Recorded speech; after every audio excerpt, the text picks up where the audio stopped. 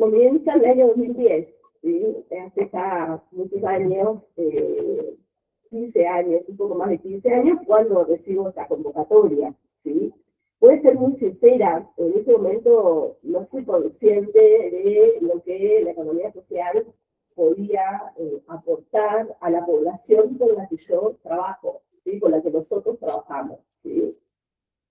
Así que me llevó un tiempo, ¿no? Como entender, digamos, cuáles eran esos, digamos, qué era la economía social primero, y cómo podía ser, digamos, una posibilidad concreta en lo relacionado a el mundo del trabajo y las personas en situación de desventaja laboral en términos generales, pero por ahí me van a escuchar a mí hablar más de personas con discapacidad, porque es la población con la que en general nos vinculamos más, las y los terapeutas ocupacionales, y yo no soy la excepción.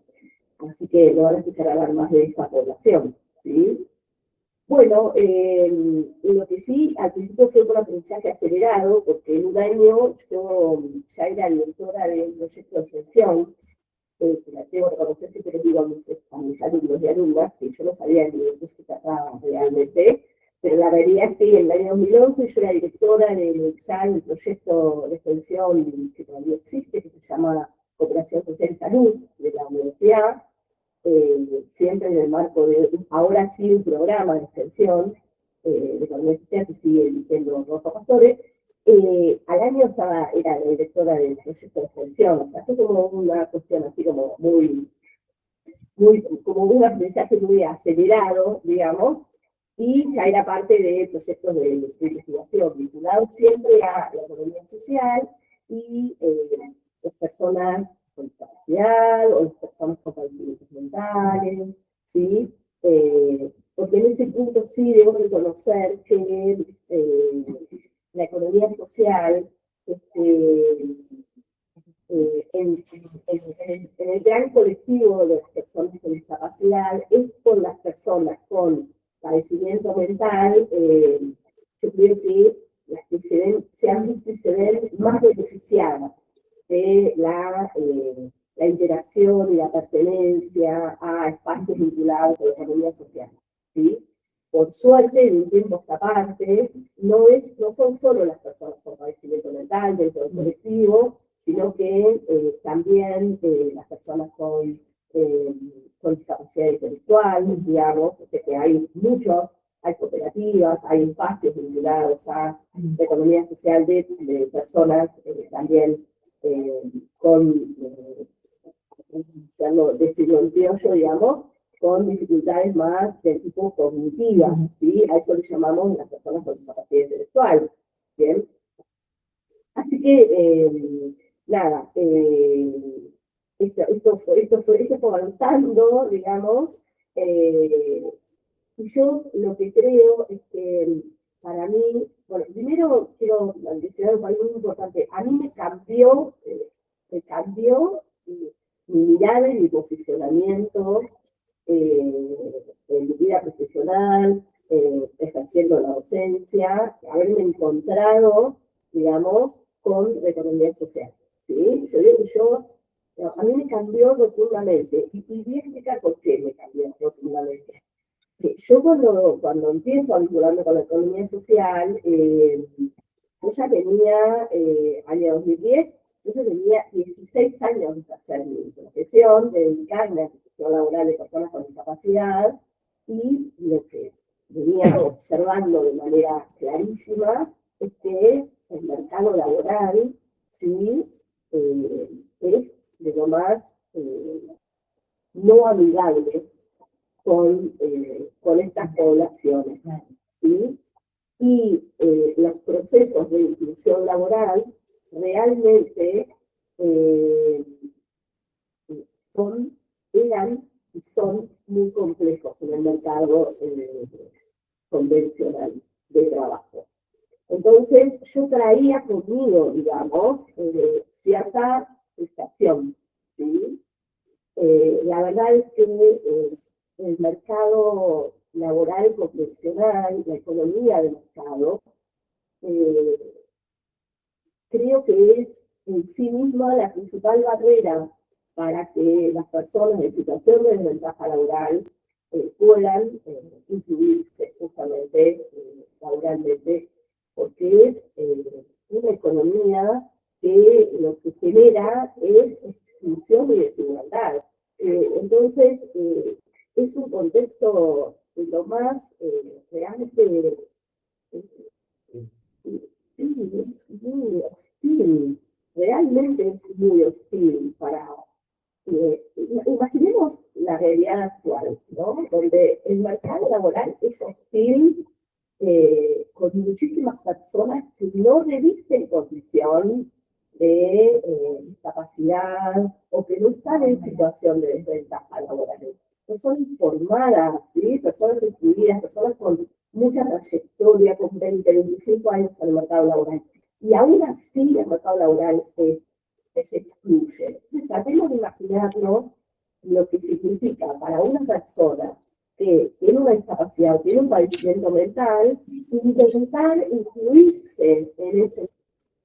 O sea, realmente ya en ese momento yo me daba cuenta que era muy, muy complejo, ¿no? Entonces terminábamos generando, sí, promocionando, generando espacios laborales que terminaban quedando, digamos, excluidos, excluidos de la sociedad realmente, ¿no? Que yo voy a poner ejemplo, digamos, ¿no?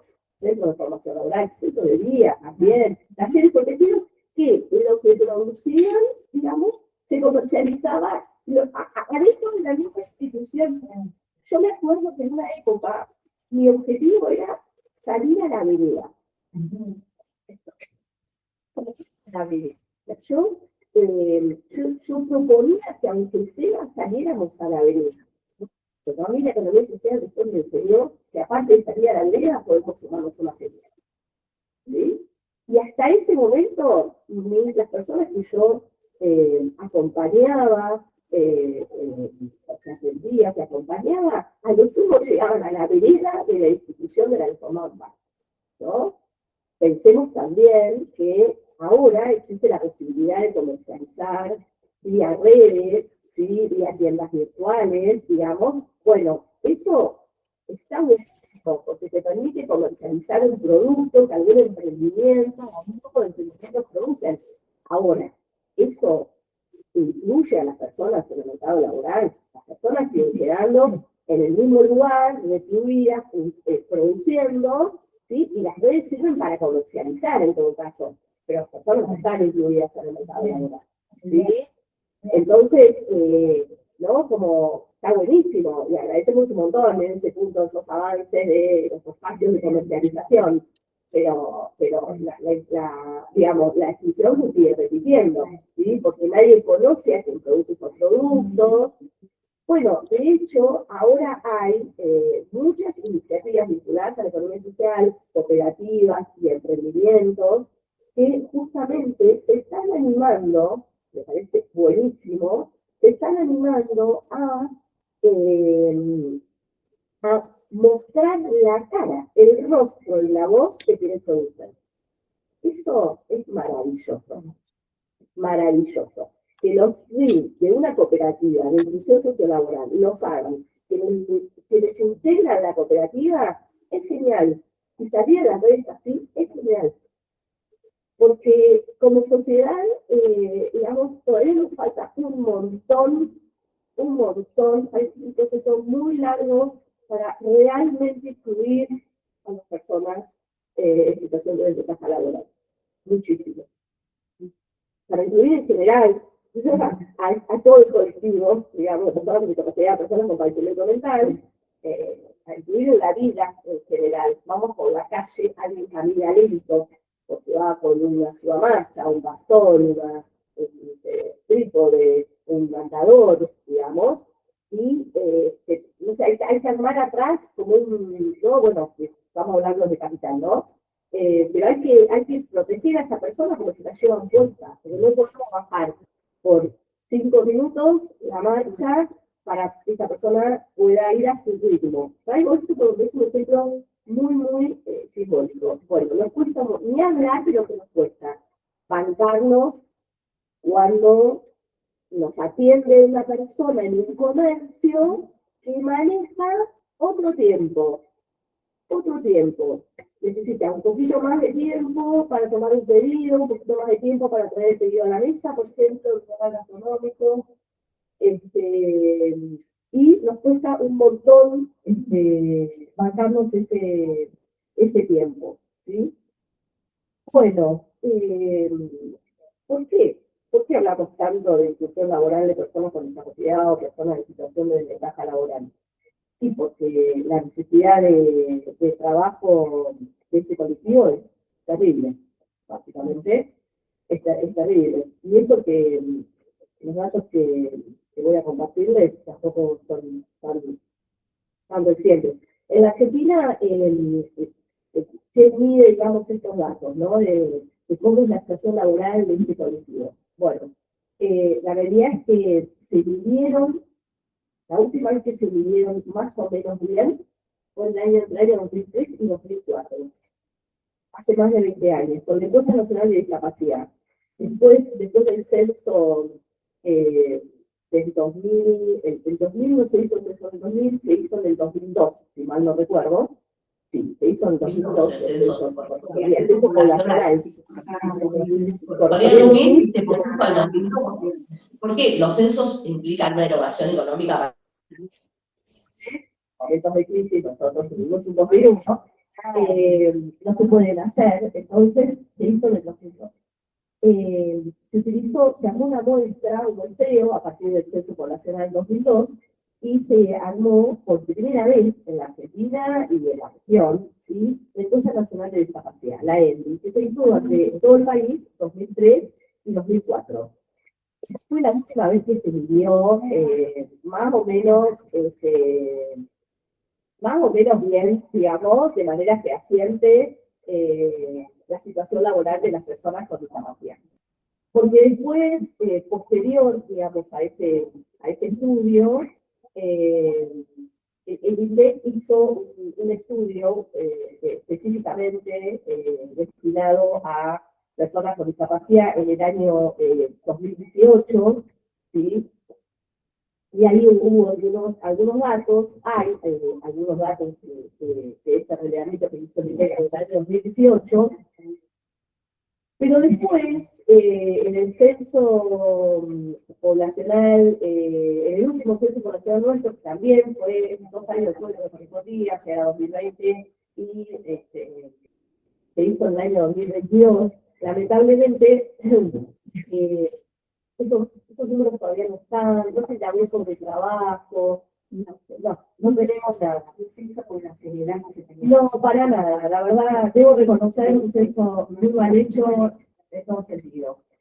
La otra base de datos que tenemos en la Argentina, siempre hablando de personas con discapacidad, es los datos que va arrojando cuando una persona con discapacidad se acerca a certificar su discapacidad, o sea, a gestionar su CUD, su certificado único de discapacidad. Ahí queda un registro, porque ahí sí se les pregunta alguna serie de cuestiones, entre ellas su situación laboral, ¿no? Pero bueno, a ver, ¿qué decirle? Los datos, miren, en la Argentina, según el censo 2010, porque vuelvo a decir, no tenemos datos del censo 2022, la cantidad de población con discapacidad es del 10,2, ¿sí? En la Argentina. Si tomamos los datos tenemos en cuenta que el 10,2 es la población, pero solo el 3,46 del país gestiona el PUB. ¿Ya?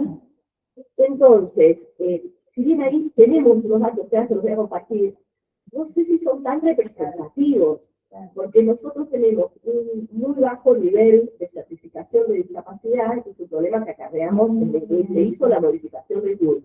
No se logra mejorar, o sea, la mayoría de las personas con discapacidad en la Argentina no la certifican, no se acercan a tramitar su certificado único de discapacidad, el PUB, que vale recordar que certificar la discapacidad es lo que garantiza cierto acceso a derechos de las personas de ese colectivo.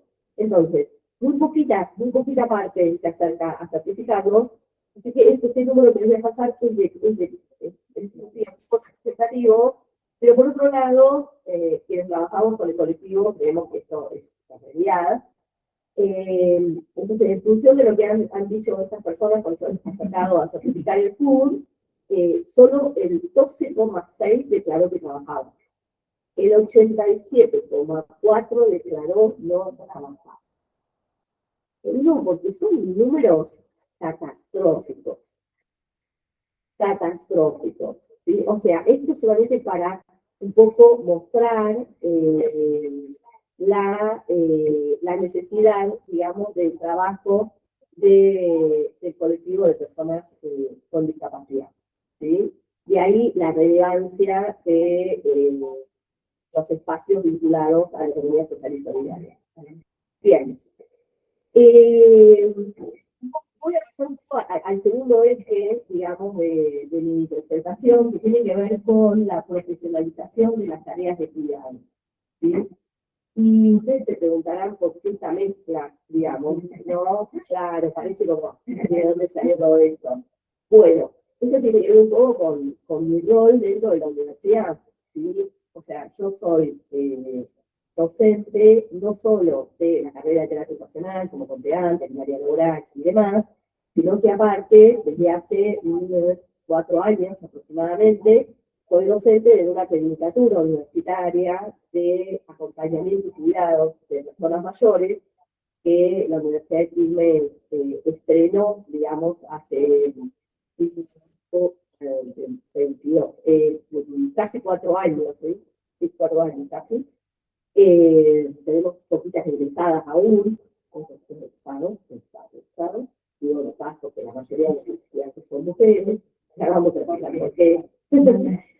Bien, ¿y por qué me parecía relevante en esta presentación traer, digamos, esta experiencia de la tecnicatura de cuidado y acompañamiento de personas mayores? Porque la tecnicatura, digamos, dentro de sus objetivos y de sus objetivos vinculados a la formación, digamos, se propone formar a sus estudiantes también en el trabajo autogestivo, en el trabajo colectivo, el trabajo autogestivo. Las estudiantes tienen materias vinculadas a la economía social y solidaria. Nosotros promocionamos un poco la colectivización, digamos, de las cuidadoras, ¿sí? Con lo cual, o sea, no solo es nosotros lo promocionamos, sino que es parte de la propuesta pedagógica. ¿Sí? Las estudiantes tienen materias que pagar, como decía yo, con lo cual me parecía como interesante traerlo porque también aquí, digamos, el aporte de la economía social para, digamos, intentar lograr la profesionalización de las tareas de cuidado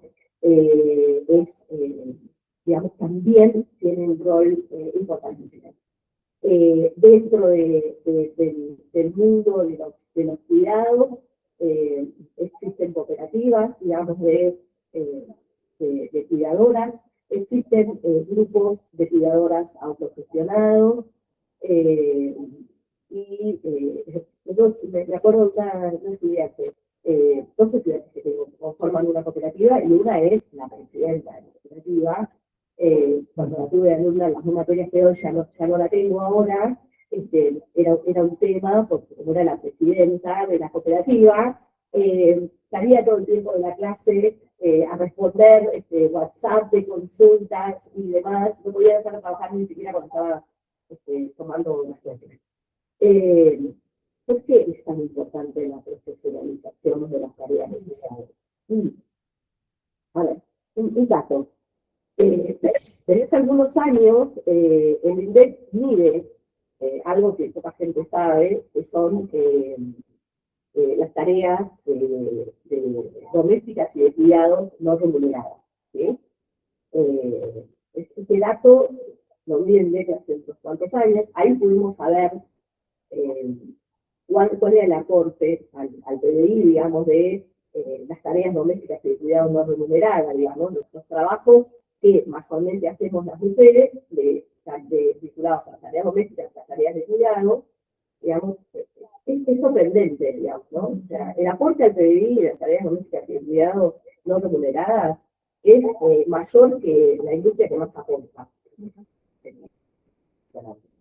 Y estas tareas las hacen 9 de cada 10 mujeres en la Argentina, frente a 6 de cada 10 varones, ¿sí? Como para ver un poco ahí la brecha, digamos, de lo que pasa acá.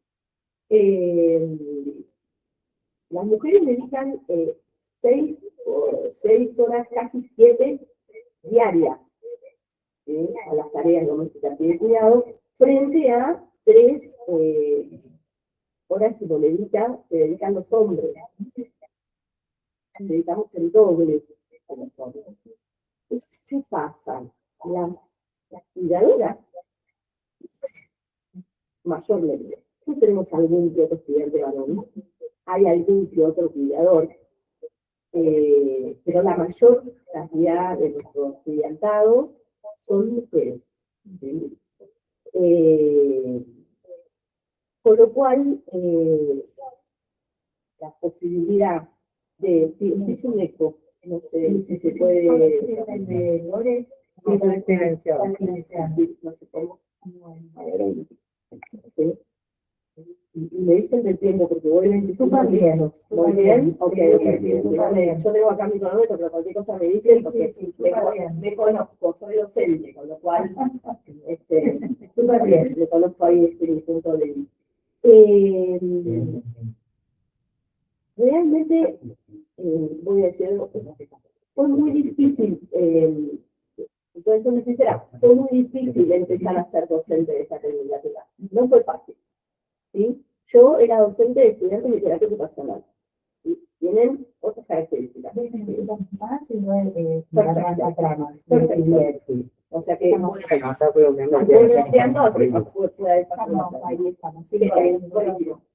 nada, es cierto, ¿no? Como, no fue fácil de su inicio de la tecnología. Ahora ya no, pero en mis inicios no fue fácil. Y yo creo que lo que nos permitió a los docentes, las docentes y los docentes de la tecnicatura, poder ir,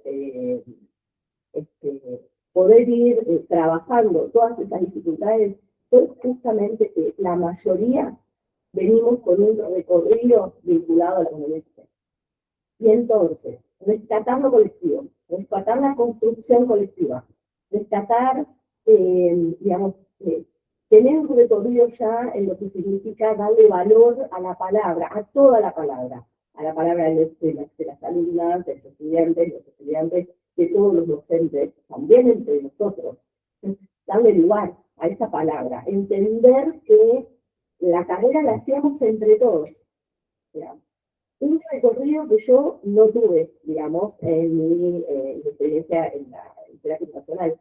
Lo tuve en la tecnicatura, y justamente yo creo que tiene que ver con ese valor, ¿sí? que nos dio y nos da esa pertenencia que tenemos la mayoría de los docentes a la economización, porque la mayoría de los docentes, digamos, conformamos proyectos de extensión y proyectos de investigación vinculados a la economía social, ¿no? Y ahí venimos, por eso también que les impronta la tecnicatura, digamos, formal, informal, digamos, y yo creo que eso nos ha permitido en 4 años poder mejorar muchísimo, digamos, nuestro rol docente, sentir, somos una colectiva,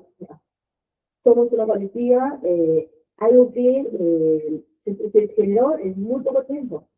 Yo me acuerdo porque una vez una compañera con mucha experiencia en la tecnicatura de economía sensorial, de la cual Lore es egresada, ¿sí? de la Universidad de Quilmes, una compañera nos dijo que frente a este gran desamparo que estamos viviendo actualmente, nos dijo que le preocupaban las estudiantes de la tecnicatura de cuidado de acompañamiento de personas mayores porque no sentía que no tenían, digamos, la red que tenían las y los estudiantes de la tecnicatura de acompañamiento sensorial.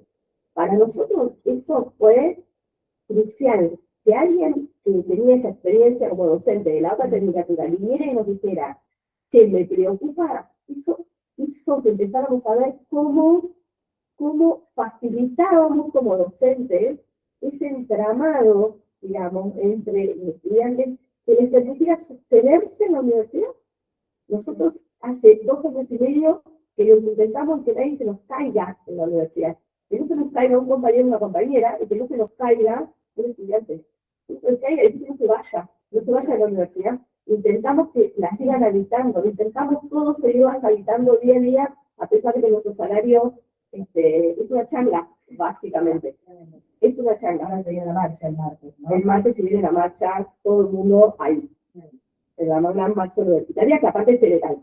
Así que en donde vivan va a haber una marcha, y si donde vivan nadie lo organizó, a organizarla. Porque sin universidad pública y gratuita no hay futuro, básicamente. Así que, como para cerrar, simplemente, ya voy cerrando, un poco, simplemente mencionar que me da terrible orgullo, digamos, como terapista ocupacional, ver la cantidad de emprendimientos productivos y cooperativas, ¿sí?, que se han ido generando en los últimos tiempos, a pesar de todo, ¿sí? Porque Supercrea se creó, tuvo la matrícula a fines del 2023. Todos decíamos que esta gente que se animó a cooperativizar en ese momento, exactamente. Hay espacios que han estado a punto de cerrar, ¿sí? Lo lideran, lo coordinan dos hermosas colegas de ahí en Quilmes, por ejemplo, ¿sí? A punto de cerrar. Y si se obtiene superarte, ¿sí? Esto para quienes son de zona sur, superarte es un emprendimiento de producción de objetos a partir de botellas de vidrio recicladas, ¿sí? Que funciona en Solano, ¿sí? Un barrio pobre de Quilmes, básicamente, ¿sí? Que gracias a que pueden funcionar en un espacio municipal como es el Chiclavac, ¿sí? Gracias a que pueden funcionar ahí, acá la Fundación Bolívar no tuvo mucho tiempo de hallarle, y de la enorme red que tiene, que se parte de Supercrea, que está vinculado con la Universidad de Quilmes, con el municipio, están vivos, ¿sí? Están vivos. Y nombro estos tres, hay muchos espacios realmente vinculados a la economía social que se fueron creando en el último tiempo. Y para mí, y vuelvo al inicio, que cuando conocí de qué trataba la economía social, venía frustrada de que ese colectivo con el cual uno se vincula no encontrara ningún tipo de espacio donde desempeñarse laboralmente, realmente, a pesar de todo, es un orgullo. ¿Se llevan poca plata a la casa a fin de mes? Sí, se llevan poca plata a la casa a fin de mes. Pero un detalle que nos dimos cuenta con mis estudiantes esta semana, y lo voy a contar porque me parece importante. La ley, el régimen de talleres protegidos que existe en la Argentina, como en federal, la parte de los cuartos años que regula la actividad de talleres protegidos en la Argentina, establece, entre otras cosas, que los operarios de los talleres tienen que cobrar un salario, digamos, similar al salario mínimo vital hoy. Ese salario, digamos, era muy difícil de lograr que los talleres le pagaran. Bueno, es tan bajo hoy el salario mínimo vital y móvil, que ronda los 360.000 pesos, es tan bajo que hoy un operario de un taller protegido que tiene una pensión por invalidez, ¿sí?, y cobra el peculio, digamos, que es un incentivo en la provincia de Buenos Aires, ya supera el salario mínimo vital y móvil. Increíble. Así que sigue siendo un problema el dinero que estas personas se llevan a su casa. Sigue siendo. Pero si integran algún emprendimiento productivo, cooperativa, trabajo profesional, colectivo, el que sea, vinculado a la economía social, tienen red, tienen contención, tienen, digamos, una sensación de que la vida vale la pena. Así que bueno, siguen pobres, pero más contenidos, más contenidas. Exactamente, exactamente. Así que, bueno, Muchas gracias por la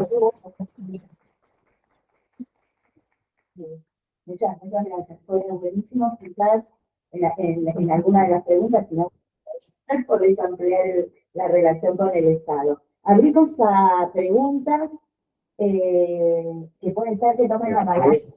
Sí. Ah, no pasa nada. Ah, pensé que querías pasar a... Sí, sí. No hay problema. ¿Te podés sentar ahí? Hay una sillita ahí. Preguntas en el chat. ¿Hay mensajes en el chat, Adri? Sí, hay preguntas. Perfecto, para Cobra. Felicitaciones, Cora, hermoso escucharte. A ver si llega ahí. Decir quién es, si se presentó la persona. Celeste Para usted, compañera. dice a Cora, felicitaciones, Cora, hermoso escucharte, aguante la terapia ocupacional y la economía social. Ningún otro mensaje Por escrito, ahora, no. no. Manos levantadas. Sí, había. ¿Quién era? Sí, sí, claro. Gracias, teniente colega de Mar del Plata. Un placer que estés en esta cooperativa aparte. Economía social y salud mental. Excelente. Economía social y salud mental. Muy bien. ¿Alguien quiere preguntar algo? Si no, aprovechamos estos minutitos, porque justo Cora dijo, bueno, no tuve tiempo de desarrollarlo, quizás ahora con unos minutitos, y si no hay preguntas, pasamos a la otra exposición, la relación con el Estado, Cora. Sí. Para mí, un actor imprescindible. Yo, en la materia teoría laboral y teoría ocupacional, la segunda unidad es específicamente políticas públicas. Solo vemos políticas públicas en la segunda unidad, ¿no? Y justamente me parece como sumamente importante porque yo considero que nuestro trabajo y, digamos, las posibilidades del colectivo con el que nosotros trabajamos está directamente vinculado con las políticas públicas, ¿sí? O sea, con esas decisiones, digamos, de ir por aquí o ir por allá en relación a este colectivo. Con lo cual, para mis estudiantes les veo que a veces es un tema por ahí que les es un poco ajeno, ¿sí? Me parece como muy importante,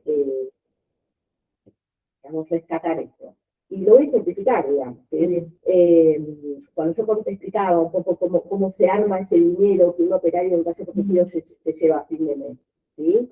Bueno, en ese dinero yo mencioné la pensión por invalidez, digamos, tan denostada por el gobierno de derecha, el actual y otros, digamos, pero tan necesaria, digamos, ¿no? La pensión por invalidez establece un piso, digamos, para quienes tienen dificultades para incluirse en el mercado laboral, ¿sí? Y no tienen a su vez otros recursos, ¿sí? Familiares, o otros miembros de la sí, no hay otros recursos para hacer frente a la vida, ¿bien? Pensión voluntaria.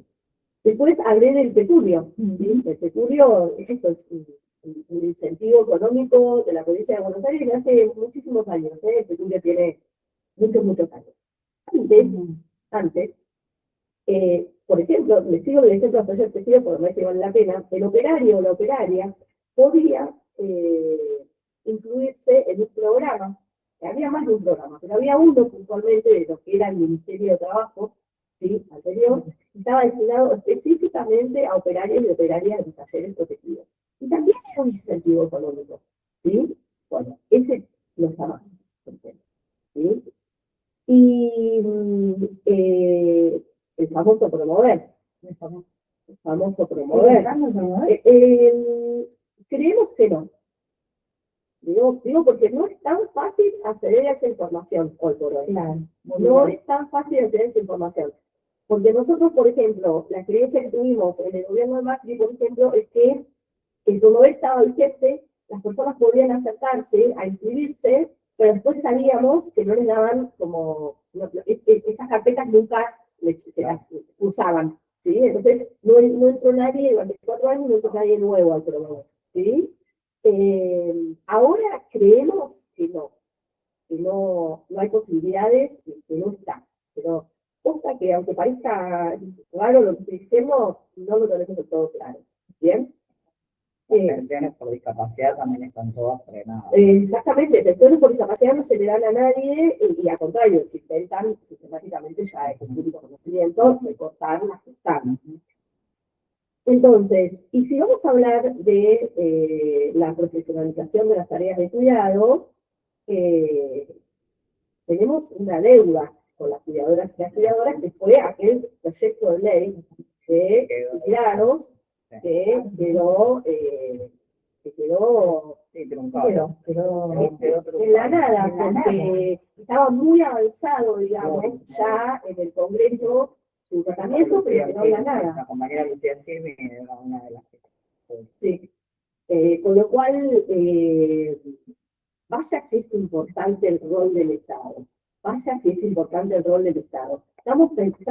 Pensemos que son poblaciones desfavorecidas por nuestro por el sistema capitalista, claro, desfavorecidas, tanto las personas con discapacidad, con padecimiento mental, como quienes realizan tareas de cuidado, ¿sí? Aunque sea su medio de vida, aunque sea su trabajo, ¿sí? Sí tienen las cuidadoras una tarea, parte de la política pública, las cuidadoras tienen, están contempladas dentro del régimen de servicio doméstico en la Argentina, claro, ¿sí? Las tareas de cuidado están ahí, ¿no?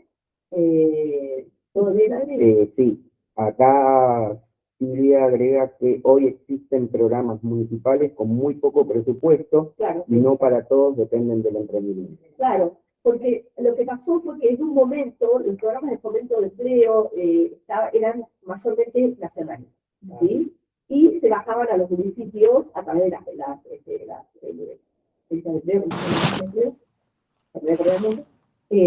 se bajaban a los municipios. Al empezar a disminuir a nivel nacional, bueno, las provincias empezaron a tomar alguna boca y ahora oficina de empleo. Muchas gracias, María. Oficina de empleo. Digamos, el fuerte era el programa nacional y se bajaban a los municipios a través de la oficina de empleo. Cuando eso empieza a mermar, las provincias empiezan a generar algunos y, como dice acá la compañera, algún otro municipio también. ¿Por qué? Entonces, digo, vaya respondiendo a tu pregunta, Mariana, vaya bien, tal cual. Y ahora, no sé si lo están trabajando en la universidad o vos, Cora, el proyecto de ley contra el fraude de pensiones por invalidez que acaban de enviar al Congreso. Nosotros estamos trabajando, sí, a nivel ejecutivo, sí, lo estamos trabajando, digamos, para tener una posición desde el cooperativismo junto con el proyecto de reforma de la Ley Nacional de Salud Mental. Esto es gravísimo, porque aparte de algo que vos comentabas de la incompatibilidad entre la pensión no contributiva y cualquier forma de trabajo. Claro, a ver, nosotros después de mucho luchar, la sociedad civil logró que fueran compatibles la pensión por invalidez con un empleo formal, ¿sí? Se luchó muchísimo y fue una lucha importante porque si bien no son tantas, como decíamos antes, las personas incluidas en el mercado laboral, pero que fueran incompatibles era una barrera, ¿sí? Porque, y me consta porque lo viví yo, digamos, personas que tenían la posibilidad de ingresar en un empleo formal y se negaban a hacerlo porque perdían la pensión. Y no les importaba tanto la pensión, porque por el monto iban a ganar un mejor salario en un empleo formal, sino toda la parte de la cobertura de salud. Ese es el gran tema, ¿sí? Entonces, digamos, preferían no tomar el empleo, ¿no? Claro, o sea que se luchó mucho, por eso, digamos, volvió a ser compatible, o sea, hoy intentan volverlo compatible con este nuevo proyecto. Digamos que para los que no están tratando es ese proyecto que manda el Ejecutivo al Congreso, como si fuera como para modificar la ley de defensa de discapacidad. Claro, Para así, exactamente. ¿no? Por suerte, Mariana, dijiste que se logró que no se tratara en comisiones. Sí, ese sería el logro, ¿no? Pero bueno, no paramos.